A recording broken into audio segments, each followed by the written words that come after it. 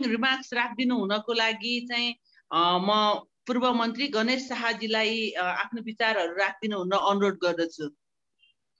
धन्यवाद सुनिताजी। सर्वप्रथम आज यो हाम्रो कार्यक्रम ढिलो हुन गएकोमा क्षमा प्रार्थी छौँ। यो प्राविधिक कारणले हो, हाम्रो भन्दा पनि यो कहिलेकाहीँ प्रविधिलाई उपयोग गर्नुपर्छ, तर कहिलेकाहीँ प्रविधिले हामीलाई चाहिँ अलिकता कहिलेकाहीँ चाहिँ साथ नदिएको हुन्छ हो कि, त्यसैले त्यसको लागि हामी क्षमा प्रार्थी छौँ।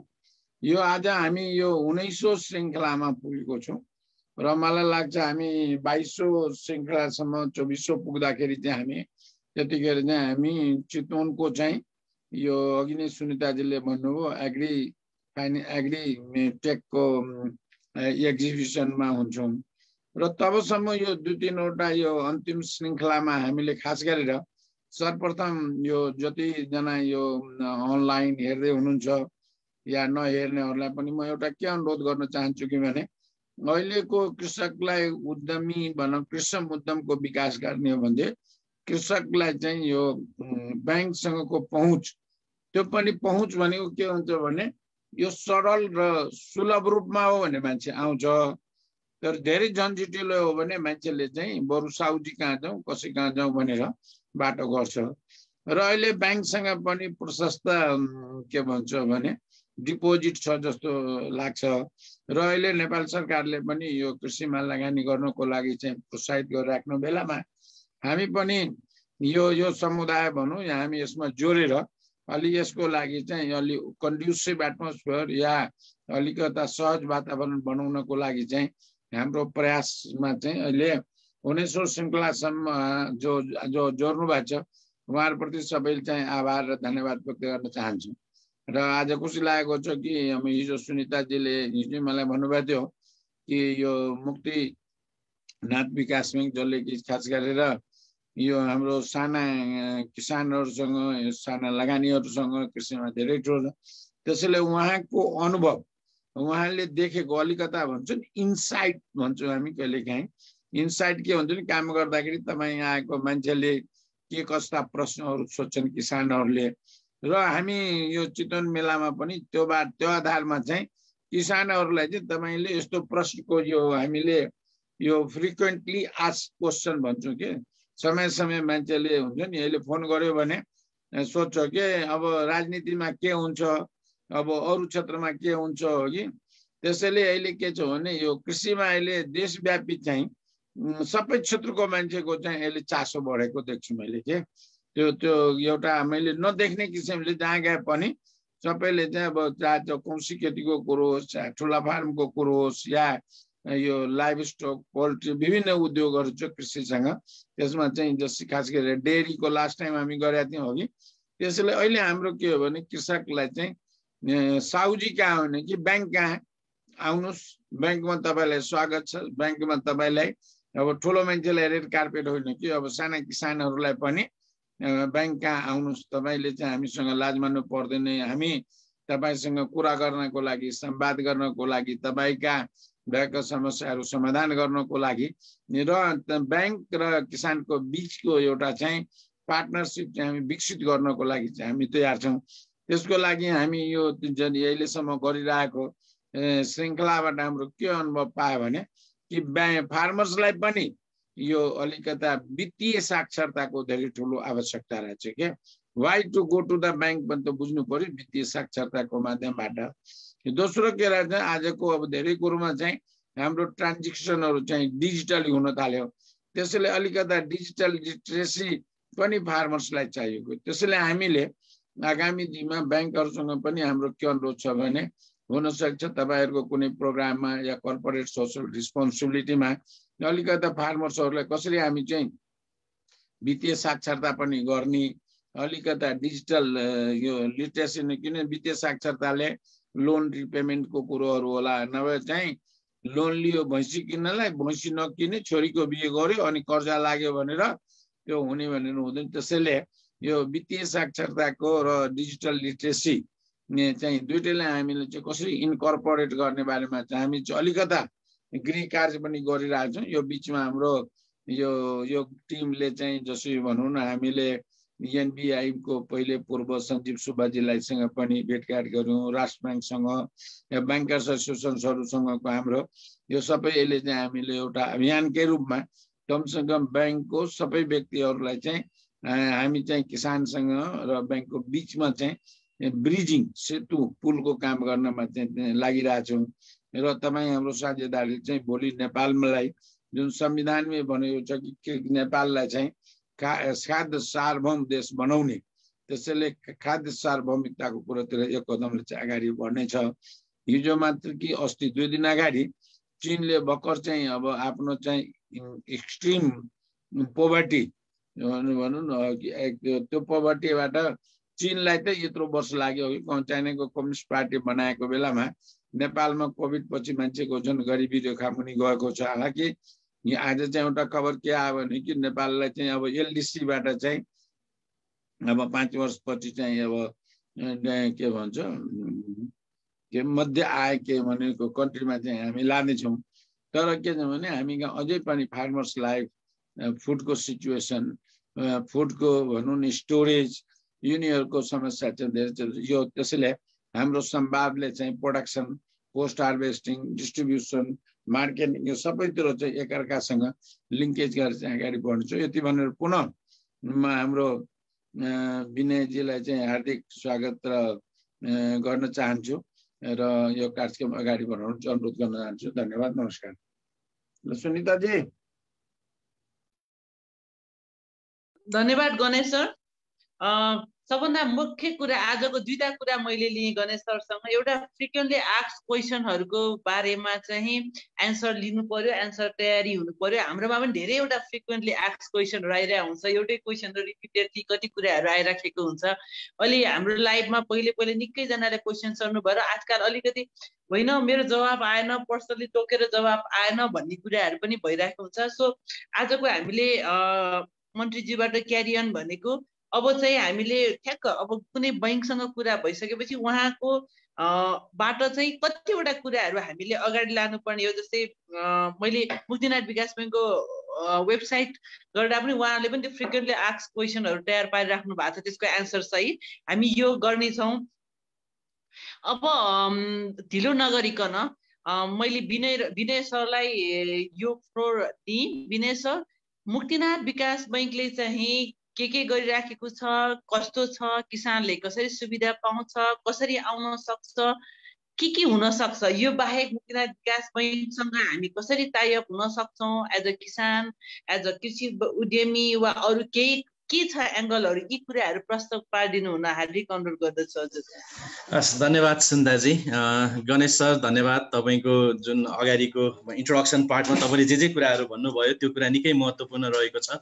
र अघि नै वित्तीय साक्षरता, डिजिटल लिट्रेसीको कुरा गर्नुभयो। मैले अरू कुरा सुरु गर्नुभन्दा अगाडि गणेश सरकै कुरालाई मैले कन्टिन्यू गरेर म अगाडि बढाउन चाहेँ।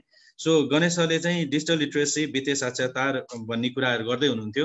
हामीले मुक्तिनाथ विकास बैंकले नेपाल राष्ट्र बैंकबाट चाहिँ निर्देशन हुनुभन्दा अगाडि नै वित्तीय साक्षरताको जुन निर्देशन जारी गरिएको थियो नेपाल राष्ट्र बैंकबाट, त्यो जारी गर्नुभन्दा अगावै हामीले चाहिँ वित्तीय साक्षरता कार्यक्रम सुरु गरिसकेका थियौँ। र आजको दिनसम्म आउँदाखेरि चाहिँ 50,000 भन्दा बढी परिवारलाई हामीले वित्तीय साक्षरता दिइसकेका छौँ। र वित्तीय साक्षरतामा हामीले डिजिटल लिट्रेसी र व्यावसायिक साक्षरताको कुरा पनि उहाँहरू माझ गर्ने गर्छौँ। यो कारणले गर्दाखेरि हामीले अब तपाईँले युट्युबमा एउटा भिडियो पनि पाउनुहुन्छ, परिवर्तन भन्ने, जसमा चाहिँ हामीले वित्तीय साक्षरताको लागि नै भनेर हामीले एउटा मुभी टाइपको एउटा भिडियो बनाएका थियौँ। त्यो भिडियो हेरेर पनि धेरैजनाले वित्तीय साक्षरता के हो, बैंकसँग कसरी हामीले कार्य गर्नुपर्छ भन्ने कुरा सिक्न सकिन्छ भन्ने हिसाबले त्यो भिडियो पनि बनाएका छौँ। र त्यस्तै हामीले वित्तीय साक्षरताकै लागि भनेर विभिन्न गीतहरू पनि बनाएर हामीले अगाडि बढाएका थियौँ। गाउँघरमा सुनिने भाकामा आधार मानेर, भाकालाई लिएर हामीले चाहिँ त्यो अनुसार गीतहरू पनि बनाएर गाउँमा हामीले पुर्याएका छौँ। सो यो हिसाबले मेरो हिसाबले के लाग्छ भन्दाखेरि वित्तीय साक्षरता, डिजिटल लिट्रेसीको लागि चाहिँ मुक्तिनाथ विकास बैंक अग्रणी भन्दा पनि केही फरक पर्दैन जस्तो लाग्छ मलाई, हैन। र अब कृषकहरूको लागि मुक्तिनाथ विकास बैंक जस्तो सजिलो बैंक अरू पनि छन् जस्तो पनि हामीलाई लाग्दैन। किनभने आजको दिनमा हेर्नुभयो भने हामीले 1,000 देखि पनि कर्जा सुरु गरेका छौँ। तपाईँलाई अचम्म लाग्न सक्छ, बैंकले 1,000 देखि पनि कर्जा दिन्छ र भन्ने जस्तो लाग्छ। हामीले समूहगत लगानी पनि गर्छौँ, हैन। नेपालमै हामीले यो नयाँ किसिमको एउटा मोड्युल हामीले बनाएको छौँ, जस अन्तर्गत चाहिँ हामीले 3टा मोडेल अगाडि बढाउँछु जुन म अहिले प्रेजेन्टेसनमा तपाईँलाई अगाडि देखाउँछु पनि। यो हिसाबले हामीले 1000 देखि लिएर कृषकहरूको माग अनुसारको जति चाहिन्छ करोडौँसम्म लगानी पनि आजको दिनमा हामीले गरेका छौँ। सो यो हिसाबले हाम्रो अलि सजिलो सरल सहज प्रक्रियाबाट चाहिँ किसानहरूमा कसरी पुग्न सकिन्छ भन्ने हिसाबले हामी जहिले पनि कार्य गरिरहेको छ मुक्तिनाथ विकास बैंक र जहिले पनि कार्य गरि नै रहनेछ। सो मैले अब मेरो प्रेजेन्टेसनमा चाहिँ म एउटा सानो स्लाइड प्रेजेन्ट गर्छु र त्यसपछि चाहिँ तपाईँको केही क्वेसन छ भने म त्यसलाई लिन्छु है।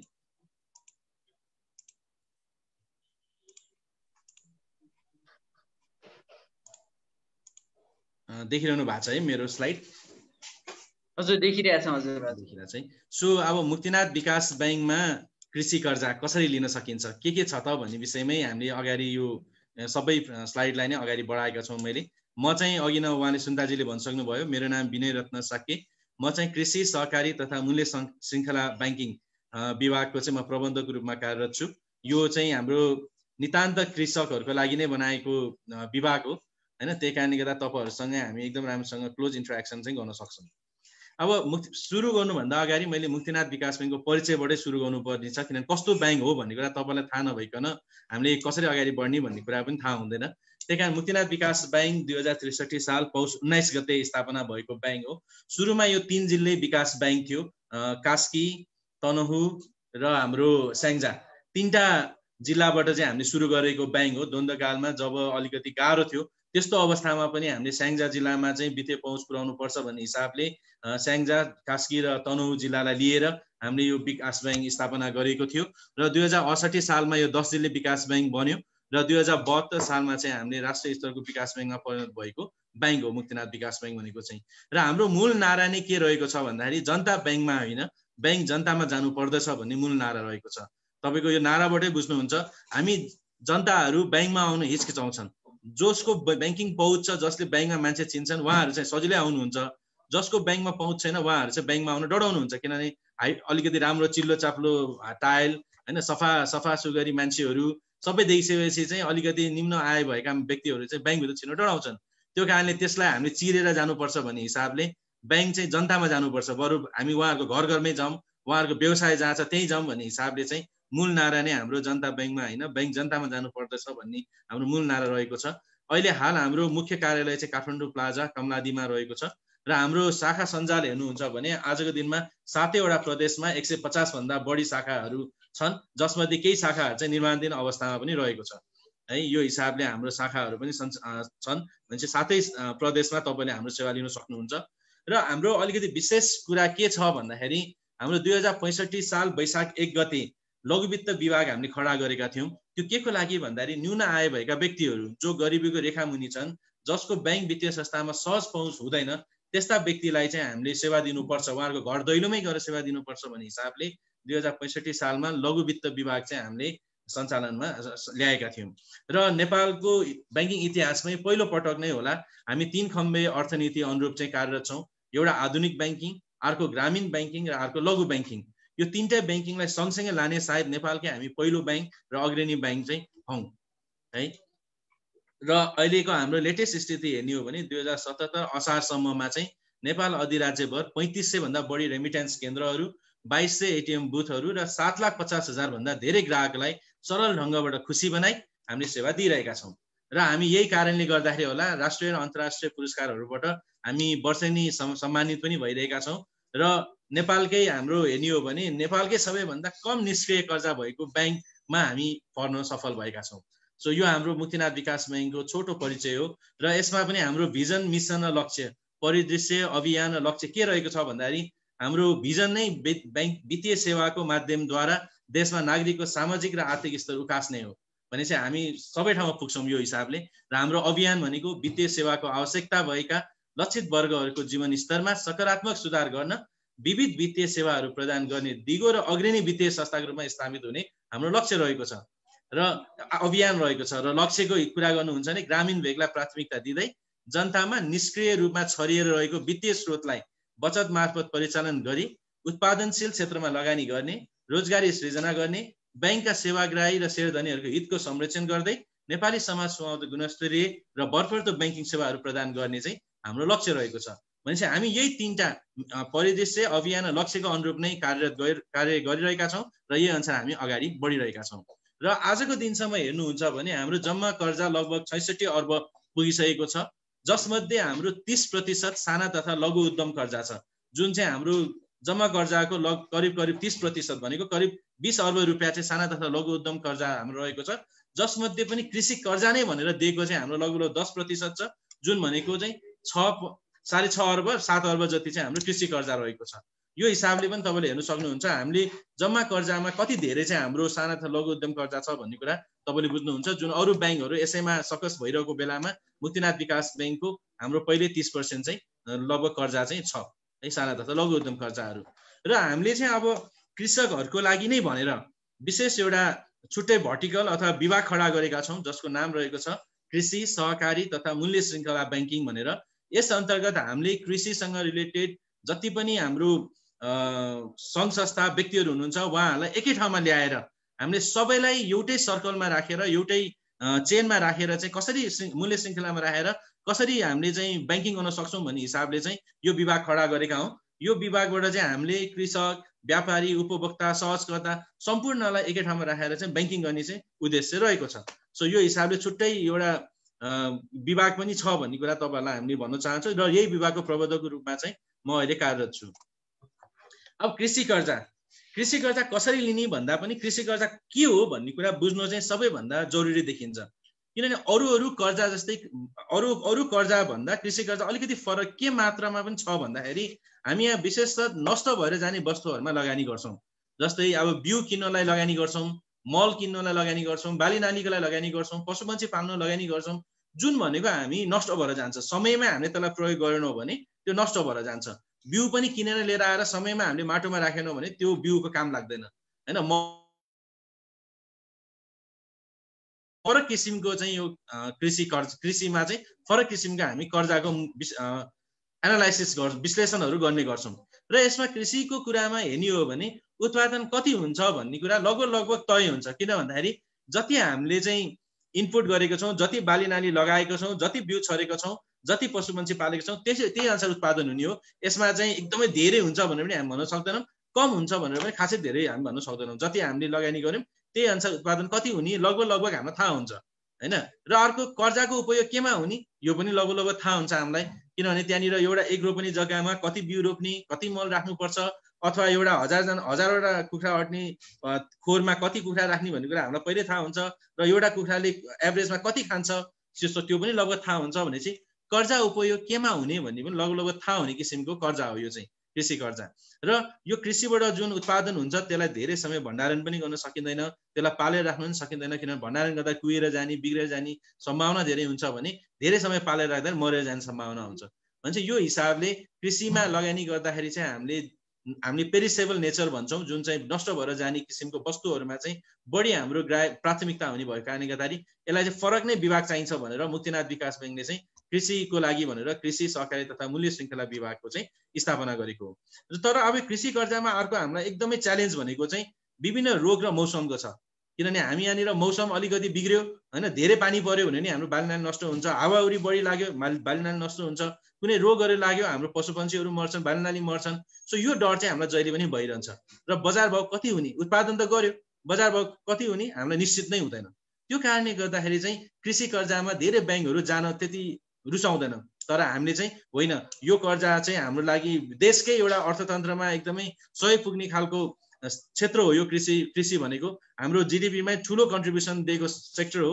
त्यही कारण हामीले चाहिँ कृषिमा लगानी गर्नुपर्छ भन्ने हिसाबले चाहिँ मुक्तिनाथ विकास ब्याङ्क चाहिँ जहिले पनि अग्रसर नै रहेको छ कृषि कर्जामा। अब कृषि कर्जा लिनको लागि योग्यता के चाहिन्छ त भन्नेदेखि नै जाउँ। म सुरुदेखि नै यो विस्तृत रूपमा भन्छु, जसको कारणले तपाईँहरूलाई कसरी कर्जा लिनुपर्छ भन्ने कुरा चाहिँ तपाईँलाई क्लियर हुन्छ। सो कृषि कर्जा लिनलाई के योग्यता चाहिन्छ भन्दाखेरि व्यक्तिको हकमा हो भने 18 वर्ष उमेर पुरा भएको हुनुपर्छ है। किनभने 18 वर्षसम्ममा चाहिँ उहाँले नागरिकताहरू पनि सबै लिइसकेको हुन्छ र लिगल्ली पनि साइन गर्ने अधिकार उहाँलाई भइसकेको भएको कारणले गर्दाखेरि व्यक्तिको हकमा चाहिँ 18 वर्ष उमेर पुरा भएको हुनुपर्छ। 10 लाख भन्दा कम कर्जाको हकमा चाहिँ हामी व्यक्तिगत रूपमा पनि कृषि कर्जा दिन सक्छौँ हैन। त्यसमा चाहिँ हामीले परिवार सदस्यको जमानी कागजको लागि चाहिँ जमानीको डिटेलहरू लिन्छौँ, के कस्तो छ भनेर जमानी डिटेलहरू लिन्छौँ। 10 लाख भन्दा बढीको कर्जा हो भने अनिवार्य रूपमा चाहिँ सस्ता हुनुपर्छ भनेको छ। त्यो भनेको चाहिँ तपाईँले वाणिज्य विभाग साना तथा घरेलु विभाग वा साना तथा घरेलु विभागमा गएर तपाईँले सस्ता दर्ता गर्नुपर्ने हुन्छ हैन। त्यो सस्ता दर्ता गरेपछि मात्र तपाईँले 10 लाख भन्दा बढीको चाहिँ कृषि कर्जा पाउनुहुन्छ। र 1 करोड भन्दा बढीको कृषि कर्जा आवश्यक हो भने चाहिँ अनिवार्य रूपमा चाहिँ कम्पनी दर्ता गरेको हुनुपर्छ। भनेको तपाईँको कम्पनी रजिस्टर कार्यालयमा गएर तपाईँले कम्पनीको रूपमा प्राइभेट लिमिटेड, प्राली अथवा लिमिटेड कम्पनीको रूपमा चाहिँ तपाईँले संस्था चाहिँ दर्ता गर्नुपर्ने हुन्छ। सो 10 लाख भन्दा मुनिको कर्जाको लागि चाहिँ हामी व्यक्तिगत रूपमा दिन सक्ने भयौँ।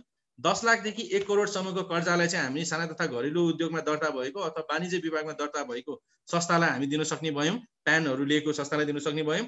भने 1 करोड भन्दा बढी कर्जा लिनको लागि चाहिँ अनिवार्य रूपमा कम्पनीमा दर्ता हुनुपर्ने देखियो। अब यदि सहुलियत कर्जा तपाईँले चाहिरहनु भएको छ कृषिमा भन्दाखेरि चाहिँ त्यस्तो केसमा चाहिँ तपाईँको कम्पनी अथवा संस्थामा चाहिँ 100% सेयर स्वामित्व चाहिँ नेपाली नागरिकको हुनुपर्छ। यसमा चाहिँ नेपाली नागरिक बाहेक अरू नागरिकहरूको पनि तपाईँको संस्थामा सम्मिलित छ भने चाहिँ त्यस्तोमा चाहिँ सहुलियत कर्जा दिनु मिल्दैन हैन। र नर्मल कृषि कर्जाको लागि चाहिँ साधारण कृषि कर्जाको लागि चाहिँ यो म्यान्डेटरी होइन, यो कम्पलसरी होइन। तर तपाईँको सहुलियत कर्जा चाहिने छ भन्दाखेरि चाहिँ त्यस्तो बेलामा चाहिँ 100% सेयर स्वामित्व चाहिँ नेपाली नागरिकको नै हुनुपर्छ है। र यसमा चाहिँ अरू योग्यताको आधारमा हेर्दाखेरि चाहिँ हाम्रो उद्यम सञ्चालन र कर्जा उपयोग सम्बन्धी संक्षिप्त प्रस्ताव भनेका छौँ। तपाईँले कर्जा माग्दाखेरि यो पैसा कहाँ लगेर प्रयोग गर्ने हो, के को लागि आवश्यक भएको हो। किनभने विशेष गरी कर्जा भनेको हामी आवश्यकता पूर्तिको लागि दिन्छौँ, कसैको इच्छा पूर्तिको लागि भन्दा पनि आवश्यकता पूर्तिको लागि दिन्छौँ। भनेको कृषिमा के आवश्यक पर्यो, कहाँ आवश्यक पर्यो, तपाईँलाई खेती गर्नलाई कहाँ आवश्यक पर्यो अथवा पशुपन्छी पालन गर्नलाई के आवश्यक पर्यो, त्यो आवश्यकताको आधारमा हामीले कति लगानी गर्ने भन्ने कुरा चाहिँ हामीले हेर्ने हो। त्यही कारणले गर्दाखेरि तपाईँले कर्जा माग्न आउँदाखेरि चाहिँ तपाईँको उद्यम सञ्चालन र कर्जा उपयोग कसरी गर्ने भन्ने कुरा चाहिँ तपाईँले हामीलाई संक्षिप्त प्रस्ताव दिनुपर्ने हुन्छ। तर 10 लाख भन्दा बढी लोन हो भने चाहिँ त्यो बेला चाहिँ हामी विस्तृत परियोजना प्रस्ताव नै माग्छौँ। विस्तृतमा चाहिँ तपाईँको प्रोडक्सन कसरी हुन्छ, अपरेसन कसरी गर्नुहुन्छ तपाईँले, र बजारीकरण कसरी गर्नुहुन्छ हैन, तपाईँको पैसाको प्लानिङ कसरी गर्नु भइरहेछ, क्यास फ्लोको प्लानिङ, यो सबै कुराहरू चाहिँ हामी चाहिँ माग्छौँ। यो मागेर यो अनुसारको चाहिँ तपाईहरु योग्य हुनुहुन्छ कि हुनुहुन्न भनेर चाहिँ हामी हेर्ने गर्छौँ। सो योग्यताको तपाईँले बुझ्नुभयो होला। त्यसपछि प्रक्रिया के छ भन्दाखेरि प्रक्रिया निकै सरल र सहज छ। मुक्तिनाथ विकास बैंकमा तपाईहरु नजिकैको कुनै पनि शाखा कार्यालयमा सबभन्दा पहिला पुग्नु पर्यो।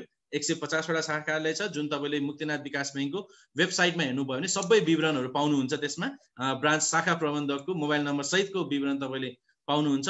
सो तपाईले चाहिँ त्यहाँ गएर निवेदन दिनु पर्यो। र एउटा कुरा के बुझ्नु पर्यो भने मुक्तिनाथ विकास बैंकमा चाहिँ हामी बैंक खोज्दै आएको ग्राहक भन्दा पनि ग्राहकलाई खोज्दै जाने हाम्रो चाहिँ मुख्य उद्देश्य भएको कारणले गर्दाखेरि हाम्रो धेरै जस्तो तपाईले स्टाफहरू चाहिँ फिल्डमा भेट्नुहुन्छ।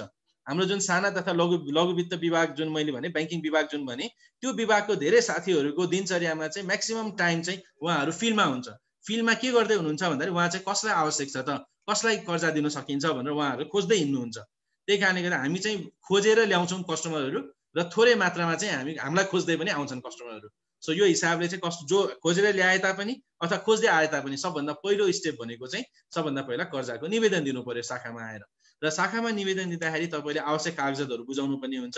जस्तै व्यक्तिगत कागजातहरूमा नागरिकता, फोटो, नाता प्रमाणितको कागजहरू दिनुपर्ने हुन्छ भने संस्थागत कागजहरूमा चाहिँ दर्ता प्रमाणपत्र, प्यान प्रमाणपत्र, कर चुक्ता, यदि सम्झौताहरू केही छ भने सम्झौताको पत्रहरू त्यो बुझाउनु पर्ने हुन्छ। र आय स्रोतको कागजहरूमा चाहिँ तपाईले वित्तीय विवरणहरू बुझाउन सक्नुहुन्छ अथवा आय प्रमाणित पत्र पनि दिन सक्नुहुन्छ। आय प्रमाणित पत्र भनेको कृषिको केसमा चाहिँ साना कृषि गरिरहने व्यक्तिहरूको केसमा कति आय हुन्छ भन्ने कुराको लागि चाहिँ उहाँहरूले ओडा अथवा अरू कुनै विभिन्न आधिकारिक संस्थाहरूमा गएर चाहिँ उहाँहरूले प्रमाणित गरेर ल्याउन सक्नुहुन्छ। मेरो चाहिँ वार्षिक आय चाहिँ यति हुन्छ भनेर त्यसलाई पनि हामीले आधार मानेर कर्जा दिने चाहिँ गरेका छौँ। र केही सम्झौताहरू गर्नुभएको छ कुनै संस्थाहरूसँग अथवा केही सम्झौता छ, घरपाल सम्झौता अथवा केही सम्झौता छ भने त्यो पनि तपाईँले हामीलाई प्रस्तुत गर्न सक्नुहुन्छ आय स्रोतको आधारमा। र अर्को भनेको धितो सम्बन्धी कागजातहरू दिनुपर्ने हुन्छ। त्यो भनेको लाल पूर्जा, 4 किल्ला, कर तिरेको कागज हैन, नक्साहरू यस्तो चाहिँ हामीले तपाईले दिनुपर्ने हुन्छ। यो कर्जा निवेदन सँगसँगै कागजहरू यसरी बुझाउनु भयो। र त्यो सँगसँगै अर्को कागजात भनेको चाहिँ अघि नै भने सबै निवेदन फारम एकदम कम्प्लिट भर्नु पर्यो। तपाईहरुले यो व्यावसायिक योजनाको कुराहरू दिनु पर्यो। त्यसमा संक्षिप्त योजना हुनु पर्यो 10 लाख भन्दा मुनिको लागि र 10 लाख भन्दा माथिको लागि चाहिँ विस्तृत प्रस्ताव नै हामीले तपाईले प्रस्तुत गर्नुपर्ने हुन्छ। र अर्को भनेको चाहिँ कर्जा सूचना केन्द्रमा म कालो सूचीमा छैन है भनेर तपाईले सो घोषणा गर्नुपर्ने हुन्छ। र अर्को सामूहिक जमानीको हकमा चाहिँ सामूहिक जमानी सम्बन्धी कागजातहरू प्रस्तुत गर्नुपर्ने हुन्छ। यसरी तपाईले हामीलाई कागजात यो सम्पूर्ण कागज सहित तपाईँले निवेदन दिनु भइसकेपछि चाहिँ हामीले चाहिँ तपाईँहरूलाई कर्जा प्रक्रिया अगाडि बढाउँछौँ। अब कर्जा प्रक्रिया अगाडि बढाउने क्रममा चाहिँ तपाईँहरूले प्रयोजन खुलाउनु पनि हुन्छ के को लागि भन्ने कुरा, किनभने कर्जा भन्ने कुरा चाहिँ प्रयोजन नखुलाइकन हामी दिँदैनौँ। सो तपाईँले सबैभन्दा पहिला के को लागि भनेर खुलाउनु पनि हुन्छ। अब कृषि कर्जाको लागि चाहिँ नेपाल राष्ट्र ब्याङ्कको सहुलियतपूर्ण कर्जा कार्यविधि 2075 अनुसार र एकीकृत निर्देशन 2077 अनुसार चाहिँ कृषि कर्जा केलाई दिन सकिन्छ भन्ने कुरा त्यहाँनिर खुलाइएको छ। तपाईहरु सबैले त्यसमा हेर्नुभयो भने, त्यो किताब हेर्नुभयो भने यसमा चाहिँ धेरै लिस्टहरू छ जस अन्तर्गत चाहिँ हामी कृषि कर्जा दिन सक्छौं। यसलाई मैले छोटकरीमा प्रस्तुत गर्दाखेरि चाहिँ तपाईले तरकारी उत्पादन प्रशोधन भण्डारणको लागि पनि हामी कृषि कर्जा दिन सक्छौं। बिउ बिजन उत्पादन प्रशोधन भण्डारणको लागि दिन सक्ने भयो, पशुपन्छी पालनको लागि दिन सक्ने भयो, दूध उत्पादन र प्रशोधनको लागि दिन सक्ने भयो, फलफूल उत्पादनलाई दिन सक्ने भयौं, मत्स्य पालनको लागि दिन सक्ने भयौं, च्याउ उत्पादन पशु बच्चालकलाई दिन सक्ने भयो, जडीबुटी उत्पादन मौरी पालन व्यवसाय हैन, त्यसपछि जौ फापर उत्पादन प्रशोधनलाई दिन सक्ने भयो, दाना उद्योगलाई दिन सक्ने भयो, कपास ऊन रेशम खेतीलाई दिन सक्ने भयो, उत्पादन प्रशोधनलाई दिन सक्ने भयो र नेपाल सरकारले समय समयमा कृषि तथा पशुजन्य व्यवसायहरू भनेर जुन वर्गीकरण गरेको हुन्छ त्यो सबैलाई चाहिँ हामीले कृषि कर्जा दिन सक्छौं। यसमा चाहिँ शीत भण्डारणको स्थापना पनि पर्छ, कृषि औजार उपकरणहरू पनि पर्छ, चुन उद्योग पनि पर्छ, ग्रीन हाउस स्थापना गर्नलाई पनि दिन सक्छौं हामी हैन, बागवानी नर्सरीहरूलाई पनि दिन सक्छौं। यो सबै हिसाबले चाहिँ हामी प्रयोजनको रूपमा चाहिँ हामीले खुलाउनु पर्ने हुन्छ। सो तपाईहरुले चाहिँ कर्जा दिँदाखेरि चाहिँ के को लागि हामी प्रयोग गर्दैछौं भन्ने कुरा चाहिँ खुलाउनु पर्यो। यसमा धेरै छ, तपाईले हेर्न सक्नुहुन्छ। इभन हामीले तपाईलाई तारबार जाली पर्खा लाउनलाई पनि हामी कृषि कर्जा दिन सक्छौं, किनभने खेती गर्ने बेलामा त्यहाँनिर जनावरहरू आएर खाइदिने, बिगार्दिने, थिच्दिने, अन्य कुराहरू आएर थिच्दिने भएको कारणले गर्दाखेरि हामीले तारबार जाली पर्खा लाउनुको लागि पनि कृषि कर्जा चाहिँ दिने गर्छौं। भनेपछि कृषि स्पेसिफिकली तपाईले विशेषतः तपाईले कृषिको लागि नै म प्रयोग गर्छु भनेर तपाईले जुनसुकै हामीलाई रिजन दिनुहुन्छ र त्यो रिजन चाहिँ हामीलाई चित्तबुद्ध छ भने त्यो प्रयोजनको लागि चाहिँ हामीले कृषि कर्जा दिन सक्छौं। तपाईले यति बुझ्दाखेरि सजिलो होला। त्यसपछि हामी तपाईले निवेदन दिनुहुन्छ, निवेदन र यो कागजातहरू सबै दिइसकेपछि प्रयोजन सबै खुलाइसकेपछि हामी चाहिँ अनि त्यसपछि स्थलगत निरीक्षणमा जान्छौं। स्थलगत निरीक्षणमा गइसकेपछि तपाईको व्यवसाय हेर्छौं, तपाईले कसरी काम गरिरहनु भएको छ हेर्छौं र तपाईले भनेको जुन विस्तारको योजना छ त्यो विस्तारको योजना चाहिँ साच्चै गर्न सकिन्छ कि सकिँदैन त्यो ठाउँमा भनेर पनि हेर्छौं र तपाईको बजारहरू बुझ्छौं, नजिकको बजारहरू बुझ्छौं। यो सबै स्थलगत निरीक्षण गरिसकेपछि चाहिँ कर्जा दिन सकिने हो या नसकिने हो हामी तपाईलाई भन्छौं। नसकिने हो भने पनि हामी भन्छौं यो कारणले तपाईलाई हामी कर्जा दिन सक्दैनौं भनेर भन्छौं र सकिने हो भने चाहिँ हामी आवश्यक स्वीकृतिको लागि चाहिँ आन्तरिक प्रक्रिया अगाडि बढाउँछौं त्यसपछि है। र सामान्यतया चाहिँ सम्पूर्ण आवश्यक कागजात र तपाईको यो स्थलगत निरीक्षणहरू गरिसकेपछि चाहिँ हामीले 7 दिन भित्रमा 3 देखि 7 दिन भित्रमा चाहिँ कर्जा चाहिँ तपाईको खातामा हामी राखिदिन्छौं। हामी कुनै बेला चाहिँ एकै दिनमा पनि कर्जा स्वीकृति गरेर तपाईको खातामा राखेको एक्जाम्पलहरू पनि छ हामीसँग भने एकदम धेरै समय लाग्यो भने पनि 7 दिन कार्य दिन भित्रमै हामी तपाईको कर्जा चाहिँ तपाईको खातामा चाहिँ हामी राखिदिन्छौं। यो हिसाबको चाहिँ हाम्रो प्रक्रिया रहेको छ। अब यस्तो कृषि कर्जामा धितो के दिने त भन्ने कुरा हुन्छ। हामीले 7 लाखसम्म चाहिँ व्यक्तिगत जमानीमा बिना धितो पनि कर्जा प्रवाह गर्ने गरेका छौं। साना तथा लघु वित्त बैंक लघु बैंकिङ विभाग जुन छ त्यो विभागबाट चाहिँ हामी 7 लाखसम्मको व्यक्तिगत जमानीमा पनि धितो दिन्छौं। यो चाहिँ सहुलियत बिनाको है, सहुलियत बिनाकोमा 7 लाखसम्म चाहिँ हामी दिने गरेका छौं अहिले। र 15 लाखसम्मको कर्जाको लागि चाहिँ हामीले खेती योग्य जग्गा जसमा चाहिँ बाटोले छोएको हुँदैन, किन खेत भन्ने बित्तिकै धेरै तल बीचमा हुन्छ, कान्लाहरूको तल हुन्छ, त्यो कारणले गर्दाखेरि बाटोले नछोएको जग्गाहरू हुन्छ, त्यस्तो जग्गालाई पनि धितो लिने गरेका छौं हामीले। यो भनेको चाहिँ बजार त्यस्तो जग्गा धितो लियो भने चाहिँ बजार मूल्यको 50% मात्र कर्जा हामी तपाईलाई प्रदान गर्छौं, किनभने हामीलाई पनि रिस्क हुन्छ हैन, तपाईहरुलाई पनि प्रयोगहरू मिलाउन सबै गर्न सजिलो अप्ठ्यारो हुने भएकोले हामीले चाहिँ त्यसमा चाहिँ 50% मात्र हामी कर्जा दिन्छौं 15 लाखसम्म चाहिँ। र 15 लाख भन्दा बढीको कर्जाको लागि चाहिँ तपाईको मोटर बाटो नै हुनुपर्छ, 8 फिटको मोटर बाटो हुनुपर्छ र त्यस्तो जग्गाको आधारमा चाहिँ हामीले बजार मूल्यको 100% सम्म पनि कर्जा दिने गरेका छौं। भनेपछि धितो पनि हामीले सबै किसिमको धितो लिने रहेछ, तपाईले बुझ्नुभयो। 15 लाखसम्म भन्दा कमको लागि त कृषि योग्य जग्गा पनि धितो स्वरूप लिने रहेछौं हामीले, बाटो नभएको। तर त्यस्तो जग्गा लिँदाखेरि 50% मात्र कर्जा दिन्छौं हामी भने, बाटो भएको जग्गा दिनुभयो भने चाहिँ हामी बजार मूल्यको 100% सम्म पनि कर्जा दिन सक्छौं। र 7 लाखसम्म सहुलियत बिनाको तपाईले व्यक्तिगत कर्जा चाहनुहुन्छ भने त्यस्तोमा चाहिँ बिना धितो पनि हामी कर्जा प्रवाह चाहिँ गर्छौं र गरेका पनि छौं हामीले है। अब कस्तो कस्तो किसिमको हुन्छ त यो कर्जा भन्दाखेरि हामी तपाईलाई अधिविकर्ष कर्जा पनि दिन्छौं जुन 1 वर्षको लागि दिन्छौं। यो चाहिँ तपाईले जसमा चाहिँ तपाईले पैसा राख्ने झिक्ने सजिलैसँग गर्न सक्नुहुन्छ। तपाईको व्यवसायबाट आएको आयलाई त्यसमा राख्ने र आवश्यक पर्दा खाताबाट निकाल्ने। यो हिसाबले अधिविकर्ष कर्जा पनि हामी तपाईँलाई दिन्छौँ। यदि तपाईँले राम्रोसँग उपयोग गर्नुभयो, त्यसको सदुपयोग राम्रोसँग गर्नुभयो र तपाईँले बिक्री वितरण गर्नुभएको पैसाहरू चाहिँ हामीलाई खातामा चाहिँ रेगुलरली घुमाइरहनु भयो भने त्यस्तो चाहिँ हामी नवीकरण पनि गरिदिन्छौँ। भनेको तपाईँलाई सबैभन्दा सस्तो जति प्रयोग गर्नुहुन्छ पैसा त्यसको ब्याज लाग्छ, प्रयोग नगरेको ब्याज नलाग्ने हिसाबको कर्जा हो यो भनेको अधिविकर्ष कर्जा भनेको। तर हामीलाई जस्तै तपाईँ अझै यसलाई क्लियर गर्दाखेरि तपाईँलाई हामीले 5 लाखको लोन दियौँ, 5 लाखको कर्जा दिँदाखेरि तपाईँले आजको दिनमा चाहिँ बिउ किन्नलाई 50,000 प्रयोग गर्नुभयो भने तपाईँको 50,000को मात्रै ब्याज लाग्छ त्यो दिन, र बाँकी रहेको चाहिँ तपाईँ खातामै बसिरहनु भएको त्यसमा ब्याज लाग्दैन। र तपाईँले भोलि फेरि अर्को 50,000 निकाल्नु भयो भने अब 1 लाखको ब्याज लाग्ने भयो, अरूको ब्याज लाग्दैन। सो यो हिसाबको अधिविकर्ष कर्जा पनि हामी तपाईँलाई दिन्छौँ। अर्को आवधि कर्जा दिन्छौँ। आवधि कर्जा चाहिँ तपाईँलाई जग्गाहरूमा तारबार लाउनुको लागि, त्यसको औजारहरू किन्नको लागि हैन, अलि लामो समयको प्रयोगमा हुने किसिमको के अरे प्रयोजनको लागि हुने चाहिँ हामी तपाईँलाई आवधि कर्जा दिन्छौँ, जुन चाहिँ 5 देखि 10 वर्षको लागि दिन्छौँ। यो नवीकरण गर्नु मिल्दैन, यसमा चाहिँ तपाईँको किस्ता पनि घट्दै जान्छ र जुन समयको लागि हामी तपाईँलाई कर्जा दिएका हौँ त्यो समयभित्रमा कर्जा शून्य भएर जान्छ। सो यो हिसाबको आवधि कर्जा पनि तपाईँलाई दिन्छौँ। यसमा चाहिँ तपाईँले किस्ता बुझाउनुपर्छ। र अर्को चाहिँ माग अनुसार कर्जा पनि दिन्छौँ। कहिले कहिले चाहिँ छोटो समयलाई तपाईँलाई पैसा आवश्यक परेको हुन्छ, त्यस्तो बेलामा चाहिँ तपाईँले हामीलाई प्रयोजन खुलाउनु भयो र हामीलाई त्यो प्रयोजन चित्तो बुझ्दो भयो भने र तपाईँको चाहिँ पैसा तिर्न सक्ने क्षमता छ भन्ने कुरा हामीलाई लाग्यो भने हैन, र हामी तपाईँ हामीसँग रेगुलर कारोबार गरिरहनु भएको छ भने चाहिँ त्यस्तो बेलामा छोटो समयको लागि जुन तपाईँको आवश्यकता पूर्तिको लागि पनि हामी माग अनुसार कर्जाहरू पनि दिन्छौँ। 3 महिना 6 महिनाको लागि पनि त्यसरी पनि कर्जा दिने गरेका छौँ हामीले। अर्को भनेको आय स्रोत के देखाउने त भन्ने अर्को क्वेसन आउँछ। देखाउने भन्दाखेरि सर्वप्रथम त अब संस्था कम्पनी हो भने त उहाँहरूको लेखा परीक्षण प्रतिवेदन नै हुन्छ। अडिटले हाम्रो लेखा परीक्षण प्रतिवेदन बनाइदिएको हुन्छ, त्यही प्रतिवेदन हामीलाई बुझाउने हो। यसमा चाहिँ पछिल्लो 2 वर्ष र अब अगाडिको 3 देखि 5 वर्षको हामी प्रतिवेदन चाहिँ माग्छौँ, प्रक्षेपण गरेको प्रतिवेदन चाहिँ माग्छौँ हामी, र त्यसको आधारमा चाहिँ तपाईँको व्यवसायलाई हामी कर्जा दिन सक्छौँ कि सक्दैनौँ भन्ने कुरा हेर्छौँ। अब यदि व्यक्तिगत कर्जा लिँदै हुनुहुन्छ भने त्यस्तो बेलामा त लेखा परीक्षण गरिँदैन, र कृषिको कुरामा चाहिँ कति आम्दानी भयो भन्दाखेरि अन्दाजी मात्र हामी भन्न सक्छौँ। सो त्यो कारणले गर्दा त्यस्तो केसमा चाहिँ तपाईँले आधिकारिक संस्थाबाट, ओडाबाट अथवा अरू कुनै आधिकारिक संस्थाबाट चाहिँ कृषि आम्दानी प्रमाणित गरेर ल्याउन सक्नुहुन्छ।